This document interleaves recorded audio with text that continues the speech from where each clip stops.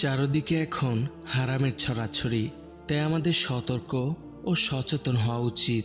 খলিফা ওমর বিন আব্দুল আজিজ রহমতুল্লাহি আলাইহি বলেন, দিনে রোজা রাখা বা রাত জেগে ইবাদত করার নাম তাকওয়া নয়, বরং তাকওয়া হলো আল্লাহ যা ফরজ করেছেন তা মানা এবং যা হারাম করেছেন তা থেকে দূরে থাকা।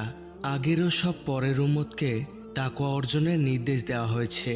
আল্লাহ বলেন, আর নিশ্চয়ই আমি নির্দেশ দিয়েছিলাম তোমাদের আগে যাদের কিতাব দেওয়া হয়েছিল তাদের এবং তোমাদেরও, যেন তোমরা তাকওয়া অবলম্বন করো। সূরা নিসা আয়াত 134।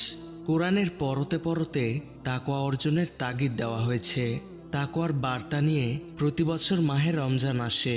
পবিত্র কোরআনে ইরশাদ হয়েছে, হে মুমিনরা, তোমাদের জন্য সিয়ামের বিধান দেওয়া হয়েছে, যেমন বিধান তোমাদের আগের লোকদের দেওয়া হয়েছিল, যাতে তোমরা তাকওয়াবান হতে পারো।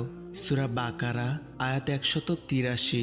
তাকওয়ার স্তর তিনটি: অন্তর ও সব অঙ্গ গুনাহ ও হারাম কাজ থেকে বাঁচিয়ে রাখা, মাকরু বা ঘৃণিত কাজ থেকে নিজেকে বাঁচিয়ে রাখা, অনর্থক ও অপ্রয়োজনীয় বিষয় থেকে নিজেকে বাঁচিয়ে রাখা।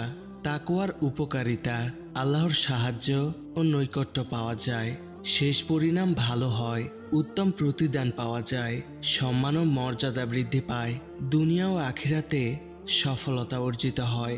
আল্লাহর ভয়ে সব ধরনের অন্যায়, অত্যাচার ও পাপাচার বর্জন করে কোরআন ও সুন্নতের নিয়ম অনুযায়ী জীবন পরিচালনা করতে হবে, তাহলে আল্লাহকে সন্তুষ্ট রাখা যাবে।